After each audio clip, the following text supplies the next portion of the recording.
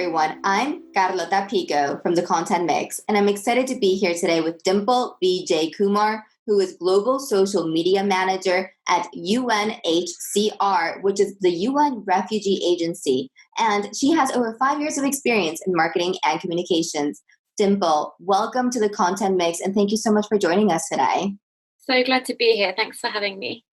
Dimple, the pleasure is ours. I mean, talk about the impact that you're generating through social media. I can't wait to dive further into that. I'm a big fan of the UN Refugee Agency and its cause, and just can't wait to learn about what you're doing across your social media channels. So to get this interview started off, let's talk about your background first, a bit about your agency, and also how you got into your current role. Sure. So I am actually an ex-journalist. I studied for a Master's in International Journalism at City University in London. Really enjoyed it. And I think that really gave me the skills to help me do the job that I do now. Because it was all about, creating content and storytelling, which led me into my first role, which was a jack of all trades kind of position at this amazing organization called the Roy Peck Trust. And basically what they do is give practical and financial support to journalists and their families. And these are freelance journalists, I should say. And often these are sort of reporters who are telling really important stories all around the world, often in risky circumstances with no kind of additional support from anyone else. So kind of my role was really about doing communications around what support they could get and sort of what resources are available to them, training, that kind of thing. But what I really loved about my role was that even though I did the website, I did the newsletter, I did social media, that last one was the one I really enjoyed the most. So I took skills from that and then transitioned fully into the third sector by joining the the British Red Cross in 2017. And this is pre-COVID, so 2017 actually ended up being the busiest year for the British Red Cross since World War II, because essentially there was a string of emergencies in the UK and internationally as well. There was the Manchester terror attack, the London Bridge attack, Finsbury Park, the Grenfell Tower fire, and then natural disasters like, Hurricane Maria, the Yemen crisis, Syria. I could go on and on. So I joined it was a real baptism of fire to join the British Red Cross, let's say that. But super proud of the work that I did there in terms of, creating content to raise awareness and funds to support people and families around the world in crisis. And then all of that led me to join UNHCR, and I've been in this role now for about a year and a half now, still continuing to create content, doing storytelling, and being the sort of link between the social media team, the global social media team, and the Goodwill Ambassador team, who sort of mobilize our high-profile supporters, celebrities, influencers to support the cause. Dimple, I am almost speechless with that introduction. I mean, shout out to you for really just doing what you love, but also creating impact on people's lives around the world. I think that up until now, I mean, you have 5 years of experience in marketing communications, but those are 5 years that have really helped shape the lives and future of so many people. So again, shout out and congratulations. I'm glad I'm not entirely speechless, because that would mean I wouldn't be able to continue asking you more questions and learning about your journey and your experience. So moving into my next question, development isn't quick and it's not always visible. So in an era of declining trust, how do you use social media to get donors to trust your charity? Sure. So for UNHCR, we've very much been led by a communication strategy around three main objectives, and that's to lead the narrative, generate empathy, and mobilize action. And so the social media unit sits within that communication service, and we always basically do the work around making sure that we meet those objectives. And it's that last one, mobilize action, which is about making a case to our online audiences to support us, to basically give us donations, to visit our website to find out how they can sort of take action to help refugees and displaced people around the world. It kind of gives them a reason to really support our cause. And that second objective, generate empathy, that's probably what we do the most on social media, I feel, because it's all about amplifying refugee voices, telling really memorable, hopeful individual stories across all of our platforms, and crucially addressing some of the fears and misconceptions that people have around refugees and people forced to flee their homes. And we really use our content to forge those connections between people who aren't refugees and people who are refugees, to make sure that people, think actually this is a cause that I want to support in a way that's more than just liking and sharing this. I want to make sure that what I'm doing here is making a difference on the ground, and I think that's super powerful. That is so much easier said than done. How do you address really difficult topics and situations through content and generate a positive reaction? I think that goes back to definitely amplifying those refugee stories. I think over the past kind of 2 years, I'm very fortunate to work with, a team that's in Geneva, that's in London, that's in New York and Canada, and all of us kind of work with sort of communication teams on the ground and sort of helping refugees directly. And we hear these amazing stories of, refugees rebuilding their lives or making a difference to their communities, especially in the time of COVID. And all of these stories, whether it's, a Syrian refugee who's come to the UK and is now setting up a restaurant and rebuilding their life here, or to, a doctor who's upskilled themselves to support people in the country that's accepted them after they've fled war or conflict. All of these stories are so important to tell, because we need to make that very clear that refugees, they had no choice when they fled home, and they have talents and skills and dreams just like you and me, and they just want to live their lives in the best possible way and, support their families. And so making that connection and telling those stories is how we sort of bring an issue that's over there to over here, to making and basically saying to people, this is an issue that you should care about, because refugees and displaced people are just like you and me. Dimple, this interview is making me emotional. So I do have to ask you, how do you separate work from your personal life? Because it must be really challenging to just leave things on hold when you know it can directly impact the well-being of so many people around the world, or at least getting that message across to other people who can donate and create also an impact. Yeah, it's a really, really good question. One that I'm sure social media managers for charities everywhere kind of ask themselves every day. Short answer to that is sometimes I don't separate my work and personal life. I do sometimes feel like I'm on 24/7. I think that's a reality that many social media managers face. And when you sort of, as I said, I work with a great team, and we all sort of try and do basic community management. And so when you see cries of help or people saying horrible things, that can be hard to escape. And also we are seeing images and videos of trauma every day, because refugees have escaped a lot to get to where they could be, and sort of leaving that behind can be difficult. But it's why I'm doing the job that I do, because that also motivates me to keep telling their stories, to keep mobilizing our audiences to take action through social media. So, I guess in short, I don't do a very good job of separating work and personal, to be honest. But and I am working on that, because it's, I think for every social media manager, it's important to be there for your audience. But to do that, you have to take care of yourself first, and making sure that you do switch off. I took the day off today, just saying, so I can switch off a little bit more. So yeah, I do what I can, and sometimes it works and sometimes it doesn't. Yeah, mental health is huge. Across the world and across all industries, it's really important to take care of yourself in order to be great at your job, and to be able to take care of others as well. So do you use any tools, for example, that help you disconnect? No tools as such, but in our team, and sort of in our division, we use Slack a lot, which is, I'm sure you've heard of it. It's basically like a great internal comms app. And basically when I'm on leave, I delete it so that there is no way that I'm even tempted to check what I'm missing or what messages there are. I delete my emails when I'm on leave, because I don't trust myself I just don't have the willpower to not check emails and Slack when I can.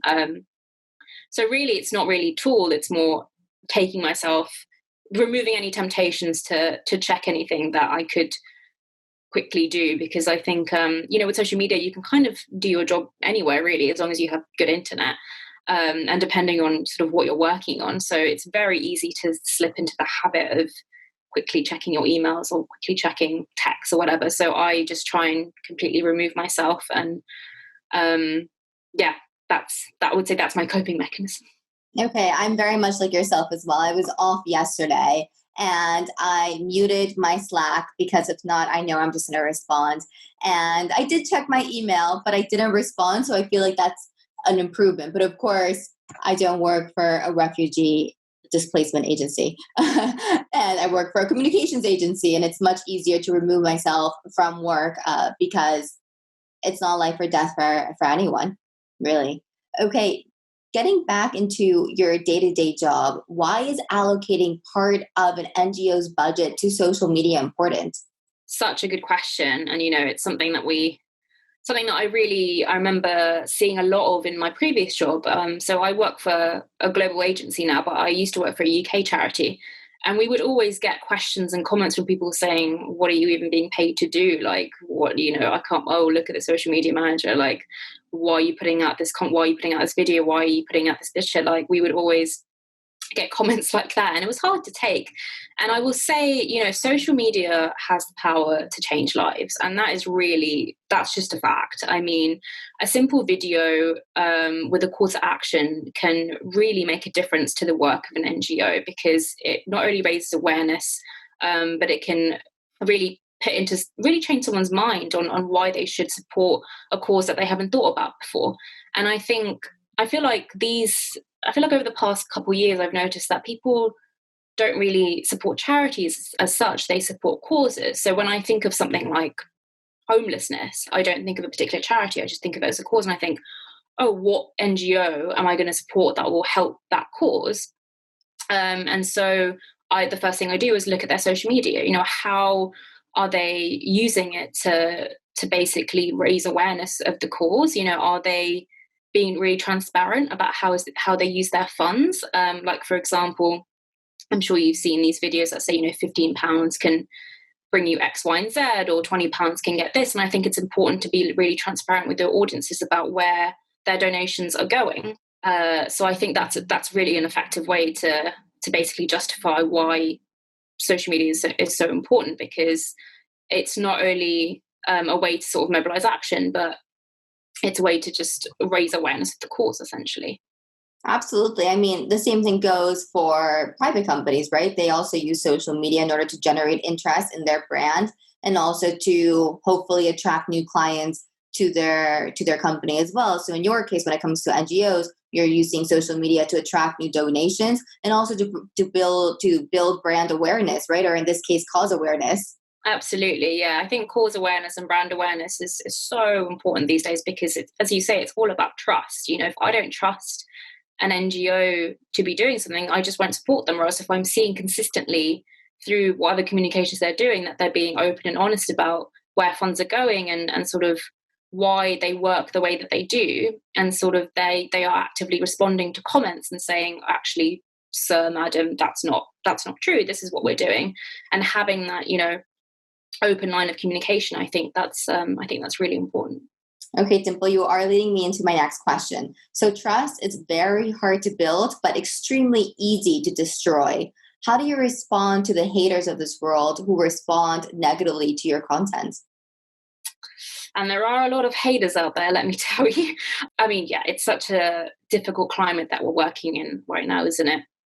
Again, I think that goes back to addressing fears and misconceptions, and especially when it comes to sort of refugees and displaced people. I think over the past sort of five years, there's been a lot of, I mean, I'm sure you've seen it, there's been a lot of negativity, there's a lot of questioning about, why are refugees, why are they leaving their home, why are they doing this and that?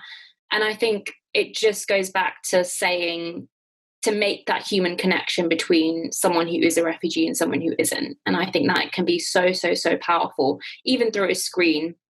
And so, creating that kind of thumb-stopping content, as they say, to prove to people that these are real people. They're if you were in their position, if bombs were going around you, if you were being persecuted for your work or your sexuality or whatever it is, you would leave your home as well.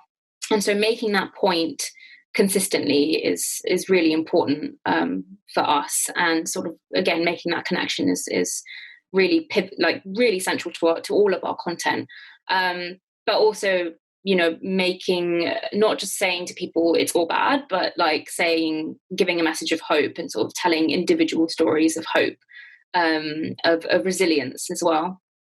So yeah, it's just consistently communicating to our audience that this is a cause worth supporting for X, Y, and Z reasons. Mm-hmm. Definitely. But it can be really hard to relate to content and to people's stories that are on the other side of this world. How do you use storytelling and content in order to bring the story to the homes of the people who have the funds to donate to the cause?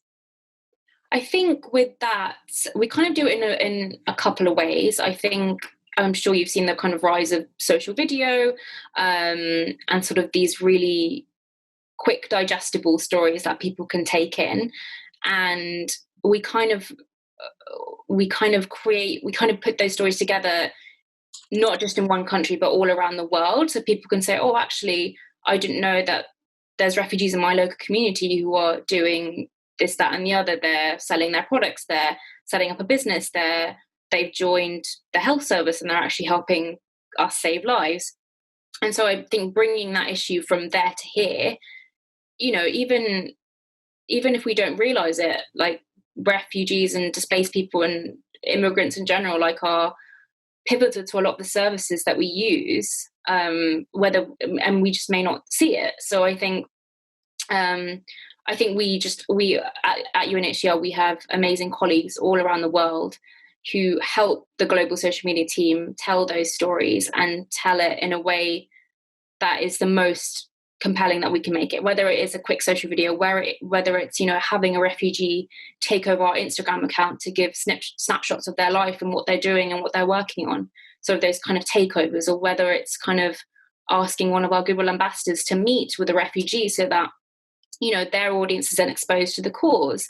And we find that works very, very effectively. We see it in the sentiment of comments of people saying, oh, I didn't realize you're a supporter of refugees, like, I'm so glad you're telling this story. And so I think that whole thing about humans connect with humans rather than brands on social media. So that's why we use influencers and sort of high profile supporters, but also our own channels as well. Okay, I'm so happy you touched upon that subject, because I do want to talk about your Goodwill ambassadors. How do you mobilize celebrities and high-profile supporters to your cause on social media? Because there are a million of causes out there, and everybody wants a piece of the pie. Totally, yeah, totally. So I work closely with the Goodwill ambassador team. They're based here in London, and they are the ones who sort of help manage those relationships with our ambassadors and our high profile supporters.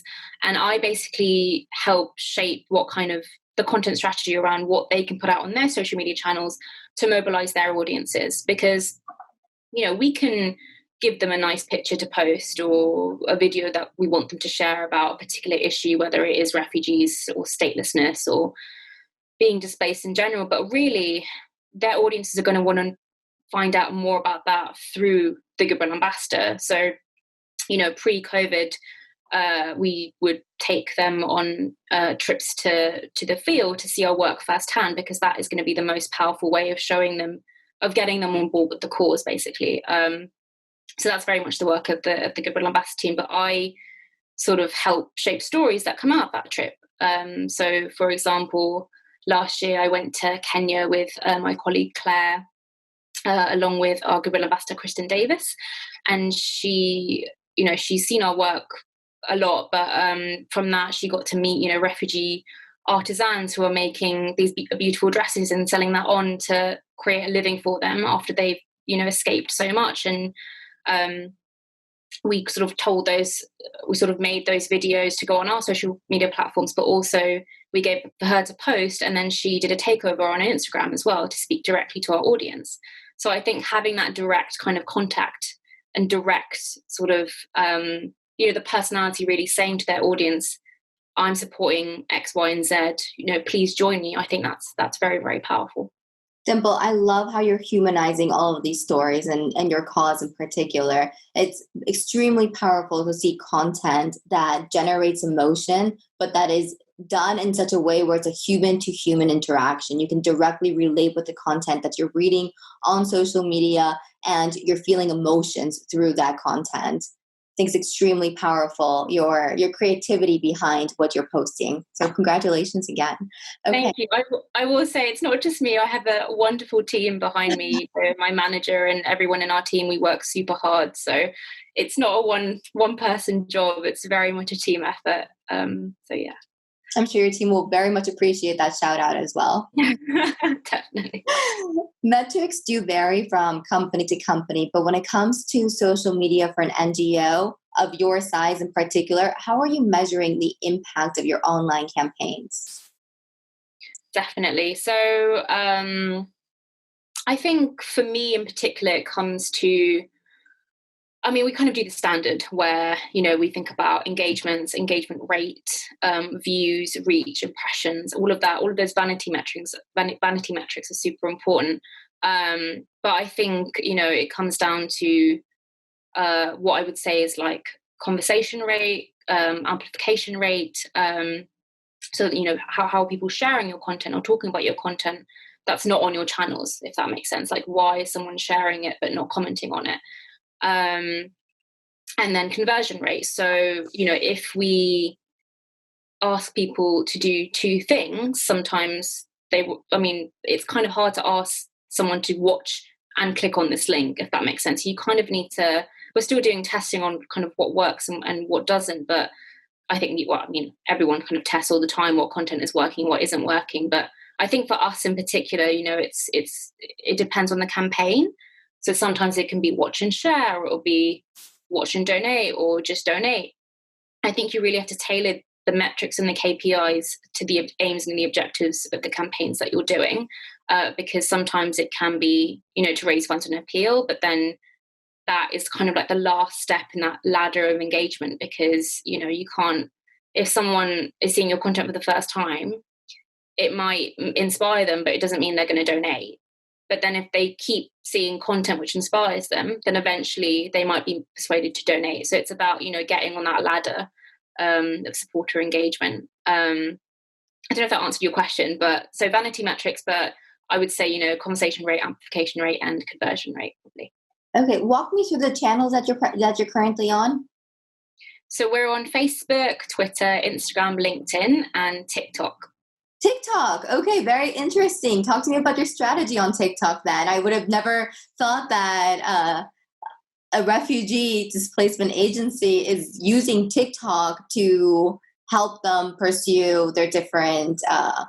Totally. Yeah. So we've been on TikTok for about 6-7 months now, and me and my colleague in the team, Sylvie, we sort of sat down about last year to be like, this platform is exploding. How can we get on this? How can we create content that fits that platform? And so we came together and came up with a strategy for it. And the whole thing about TikTok is you really have to find your niche. And content that you create on TikTok is so bespoke to TikTok. So you really have to invest time and energy into the platform.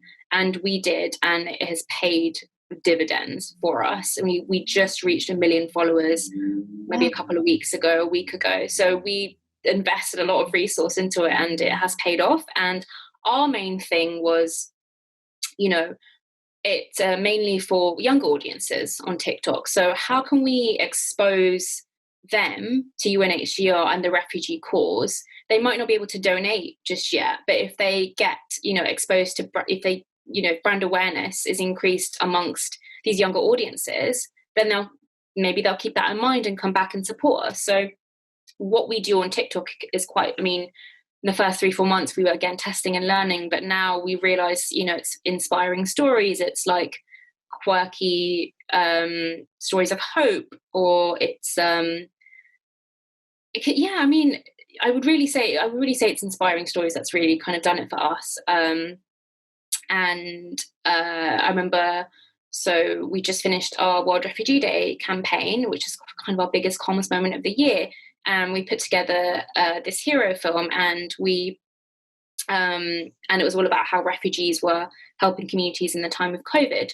And we, over the past 6 months, have also put a lot of time into our relationship with TikTok and with the company itself to sort of say, you know, this is what we want to do. How can you help us? And they've really helped us out a lot to get our content out there.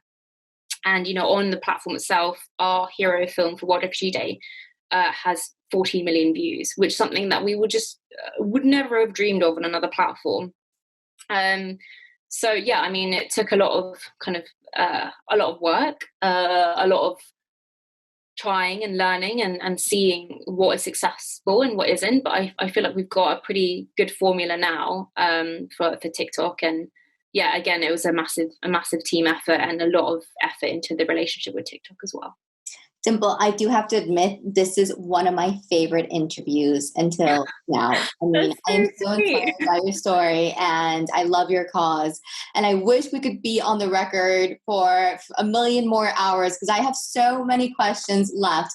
But I'm hoping that you'll join us for round 2 of an interview, hopefully in the near future, when we can keep on talking about these very interesting activities that you're carrying out throughout your different channels. I do want to finish off this section of our interview with your advice. So one piece of advice that you would give to aspiring young professionals who want to pursue a career in NGO social media marketing. I would say, God, it's a hard one because, you know, social media wasn't something that I had my heart set right at the beginning, if you know what I mean. Whereas I feel like a lot of people probably now do want to go into social media or become an influencer or whatever it is. I would say really think about what cause you're most passionate about and where you think, you know, you think that your skills and talent can help the most. Because for me, you know, refugees it's a cause that I've just been aware of since I was very young. So I knew that this is somewhere that I wanted to work for a while. Whereas, you know, if you're passionate about women's rights, or, I mean, we should all be passionate about women's rights, but, you know what I mean? Or, you know, cancer research or health charity or something like that, then really look at what those organizations are doing on social and think about what's missing. And think about, if you didn't, you know, what I loved about not really being in a charity space before was I would always think, if I wasn't part of that charity, would this video make me stop and like it? And I kind of carry that through now. You know, I'm part of UNHCR, and I think, if I was just some random guy on the street and I was like quickly scrolling through my phone, is this a video that I would like? Is this something that I would care about? And so I think charities in particular really need to keep that in mind whenever they're producing content, because we are fighting for people's attention, and every cause is important. So yeah, really important to sort of, you know, keep an eye out on trends and sort of see how your talent and skills can help the cause that you're most passionate about. Well, there is that saying that if you're passionate about your work, then your work will never be work. Or something along that line. But I mean, I remember I saw a tweet the other day where it was like, if you love the work that you do, you will never stop working ever. And I was like, yeah, that's true. Yes, definitely. I mean, what's not to love about what you're doing, right? You're creating change, you're creating impact, and really you're changing people's lives. Because as you said, refugees are not tourists. They're not just traveling to a country on holidays to visit landmarks and to go shopping. These are people who have been displaced from their homes, and nobody wants to say bye to their mom and their dad forever and never know when they're going to see them again. So exactly, and that's all it is, isn't it? They just want stability and security, like everyone else. So yeah, definitely. Yeah, they want an opportunity to live. Absolutely. Okay, well, that on that very emotional note, let's move into our rapid fire set of questions, which are basically your recommendations to our audience. So where do you find your source of inspiration? I mean, your job is already very inspiring. So I would love to learn the influencers that you follow on top of the people that are also influencing your day-to-day job. Sure. I mean, listen, I'm addicted to TikTok and I spend most of my life on there, to be honest, because it's just so people are just telling stories in the most creative ways. I feel like it's just a platform where anyone can become big because of something that they do. So I find a lot of inspiration from TikTok and the way stories are told on that platform. Uh, and then, I mean, a reporter that I follow a lot is a woman called Taylor Lorenz. She works for the New York Times. I think she's something like their culture reporter. But she really has made a name for herself reporting on influencers in social media and TikTok and sort of the digital space in general. And I follow her on Twitter and I routinely like read her articles because she's always finding a new nugget about the internet that I just didn't know about. So I definitely say go follow her. Okay, excellent. What about a book or a publication that you'd like to recommend to our audience? A book I would say I recently read this book called The Tyranny of Metrics. I can't remember who the author was, but basically what it was about was just because something can be measured doesn't mean it should. And it was, I'm very much a data geek, so I read it because I needed another perspective about how you know social media is literally the most measured job. I feel everyone from the CEO to your coworker to your mom can see the output of your work, and so everyone has an opinion and everyone loves to think whether or not something is done well on social media. But in the book it was all about measurement can lead to mismeasurement, can lead to gaming of the stats just to satisfy a supervisor, when actually we should be think about measurement, but then in the context of someone's judgment. But yeah, it was just a very, I wish I could remember more about it, but it was just such an eye opener in terms of, how we use data, not just in like communications, but like in the health sphere and in sports. And it was a fascinating read. I would definitely check that out. Okay. What about an event or a hashtag, because you are in the social media space, that you'd recommend our audience also follow? I would say it's not an event or a hashtag, but there's this great Facebook group that I can tell you about. So it's called Third Sector PR and Comms, and it was started by someone that I used to work with called Kirsty Marins. And basically, it's a great networking group and space for charity comms professionals in the UK to meet and discuss ideas and learn about opportunities. So I would definitely, if you're based in the UK and you work for a charity, I would 100% go join that group. Okay. Dimple, we are way over our time. I wish again that we had 100 more minutes to go on the record and continue our conversation. But I look forward to hopefully going on the record in the near future. It's been an absolute pleasure to have you on the Content Mix. Thank you so much for your time, for your insights, and also for sharing your story with us. Thank you so much for having me. It's been a great pleasure. The pleasure has been ours. Okay, and to everyone listening in to us today, thank you so much for joining us on the Content Mix. For more perspectives on the content marketing industry in Europe, check out the Content Mix. We'll be releasing interviews just like this one every week, so keep on tuning in. Have a great weekend and see you next time. Bye.